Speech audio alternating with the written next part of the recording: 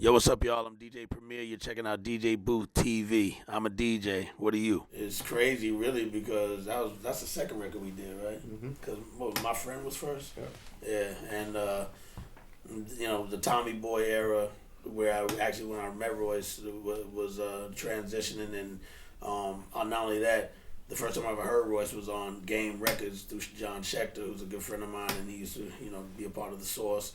So Schechter had already told me about doing this record, doing a record on Game, which is what it came out on. So when he told me Royce was gonna put another 12-inch out through him, I already wanted to do it on the strength of that. Plus I was already into what we've already done with my friend because his wordplay and everything. So that was my approach, was really just let's make another banger, which is always my intention on anything I do. So I remember when I laid it, I didn't have the dun dun dun dun dun dun dun dun with the clavinet. I didn't have that. I only just had the dun dun dun dun dun dun dun, and that was it. I don't know if I sent it to you that way first, but maybe I let you know that I had to add something to it.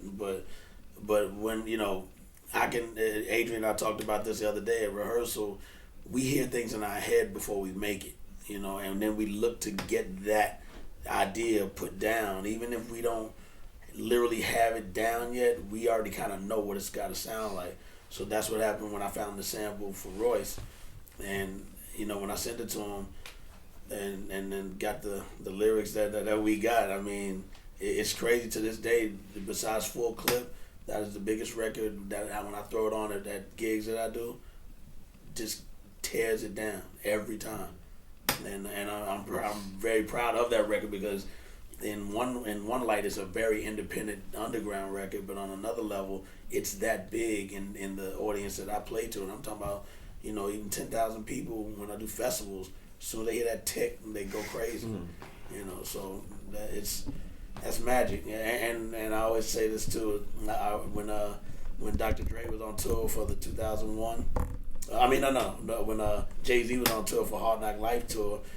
I'm backstage and I'm going back to my car and I hear Boom playing in the parking lot, and this Redman and Method Man sitting there listening to it, singing the words, saying the words, reciting it back, and I'm just like, wow. Cause I thought it was a fan in the car listening to Boom. I look and it's Red and Meth, So, how dope is that to see them blasting Boom, But they recognize the same thing and they're of the same cloth, so it's supposed to be like that. When we did Boom, it was like. I know I came to the studio.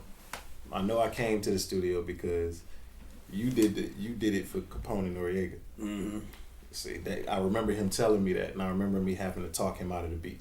Because I had a concept in my head.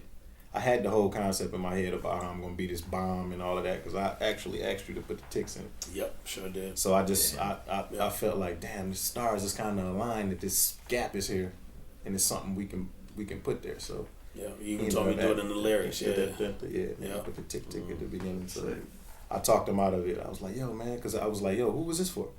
Oh, I'm just making this for Capone and Noriega. I was like, have you played it for them? He was like, nah. I was like, yes. Yeah. So I just stayed on him, and I took it. He finally gave it to me. I had to talk him out of it a little bit. He finally gave it to me, and I took it home here. I had a spot here at that time. Took it home here, wrote it overnight, and then came back the next day and recorded it. That was pretty much the process. That's dope. Yeah, y'all. You know who it is, the D Block General. Yo, it's poppin'. Kendrick Lamar right here outside the booth. DJ Booth TV. Booth.net. You watching Outside the Booth TV.